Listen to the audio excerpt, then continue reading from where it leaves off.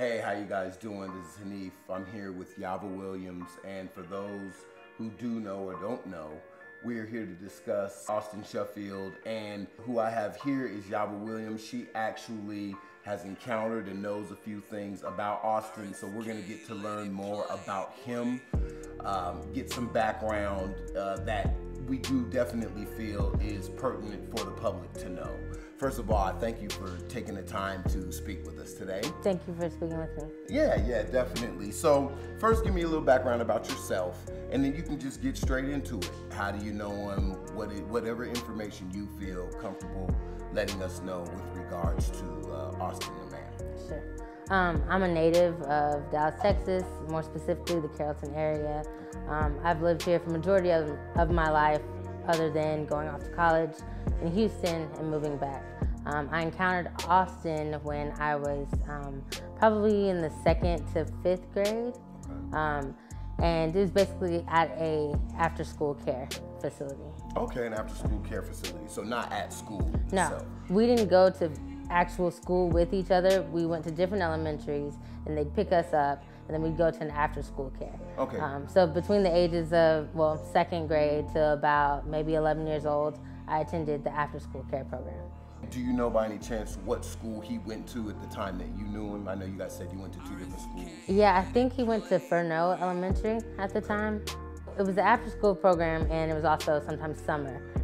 So when you're out of school, you'd be there at day camp, you go to field trips, you leave school, come there, do homework, have snacks, just basically wait until your parents could get off of work and pick you up. We did a lot of things, so I really did like the facility. Austin, unfortunately, was just crazy, violent, he was always starting things with other people, and then when people would react to him, he would basically just erupt. This could be playing kickball outside. This could be playing basketball. You know, when you're playing basketball, if someone happens to fall down or maybe the ball hits you on your head, it's not an intentional thing, it's part of the game. But Austin would take it personally, and he would erupt on whoever he thought was laughing or whoever he thought, intentionally hit him with the ball. It was just always something. When he was there, and he didn't go every day, I'm not sure if he just ended up tapering off because he was always an issue, or if the daycare asked him to stop coming, but when he was there, there was always some type of issue. I remember him giving me some trouble, just kind of like bothering me. I was never really scared of him. I'm not easily scared or easily intimidated. So for me, it wasn't an issue, but it was annoying. And I do remember one instance where my dad was like, look, if he ever messes with you, you let me know. Because he didn't feel that the facility was doing enough about it. He did say this in front of Austin.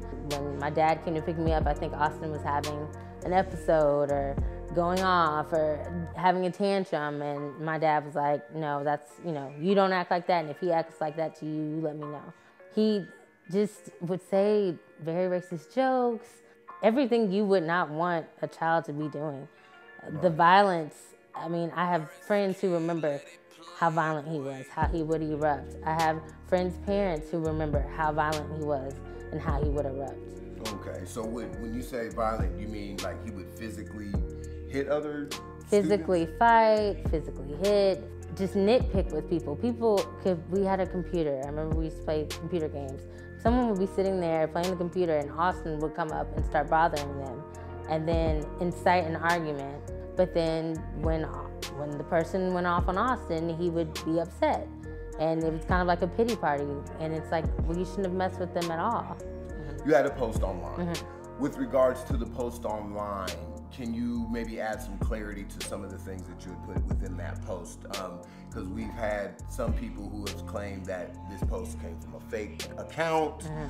It is your name, Yava Williams, and it is still it's still public. It's still public on Facebook. It's not a fake account. Okay. It's not a fake post. Everything I put on there is a real account of what I went through when I was at the after-school care facility. Okay, and could you give us kind of an idea of some of the things, if you remember some of the things that were in the post? I know that I said that he was bigoted as a child. The reason why I started out the post that way is because that's what one of my recollections were from one of my white friends that went to the school with him. And she said he was bigoted as a child. It kind of just confirmed everything that I had been feeling. What are your thoughts with regards to the video? When you look at the man he is now from what you've seen in the video compared to what you knew as a child, what, you know, is there anything different? What were your initial thoughts? When I heard his name, it like clicked. It was like, okay, now this makes sense. Now, like, even the way he was punching her, the way he was kind of kicking his leg up, I was like, yeah, that's him. Initially, I wasn't sure because of the darker hair. When I knew Austin, it was more of a dirty blonde color. But as soon as I saw the mugshot, I saw his eyes. I have a pretty good memory when it comes to a lot of the people that I went to school with. And just even the way that he was hitting her. Like, after he slaps the phone out of her hand, which is assault, and then she, you know, is pushing him, defending herself because he slaps the phone, and then him starting to hit her, it's like he erupted, just like he erupted at after school care. It was very similar. Right. Very similar. Okay. And when I saw the gun and I realized his name, when they released his name, I knew that he pulled that out to scare her, to make himself superior to her. That's exactly the type of thing that he would do. He got arrested, and originally they charged him with a misdemeanor, and then he was released that morning. What are your thoughts on that? I think that's ridiculous. You only have to pay 10% of whatever the amount is. So he paid $200, was able to get out, have his gun. He doesn't have to check in with anyone. It's a misdemeanor, so you're not checking in. You don't really have to say where you are. You can just kind of pay your $200, go free, and show up for court. I think that's crazy. Right. And what do you think about the fact that we don't know where he's at? I think we should know where he's at, because I think that he's dangerous. If you can pull out a gun because of a parking spot and hit a woman like that, because when you incited the altercation by slapping her phone, what are you liable to do? I'm pretty sure you've seen what's been going on as far as the online effort to find him so that we can at least locate him and know where he's at. What do you think about all that? I think we should know where he's at. We saw that on the video. He's not responsible to de-escalate a situation. This is a parking spot. This is not somebody robbing you. This is not somebody harming your kid, your child. This is a parking spot, and you pull out a gun. It just doesn't make sense. Right. So if he can erupt like that for something as small as a parking spot, I mean, black people have been killed for less. And I don't want him to be in a situation where he could harm anyone, black, white, Hispanic, whatever. You shouldn't have that gun and just be free like that. Given where we're at right now, do you know where he's at? Has he contacted you? He hasn't contacted me. He shouldn't contact me. Right. If he should stay wherever he is. Now, you said that there were some other people that responded to the post. The post has been shared probably 400, 500 times now. So my profile's not public, but the post is public. Initially, it wasn't public. I didn't want to make the post at first because I didn't want to bring any more publicity to him.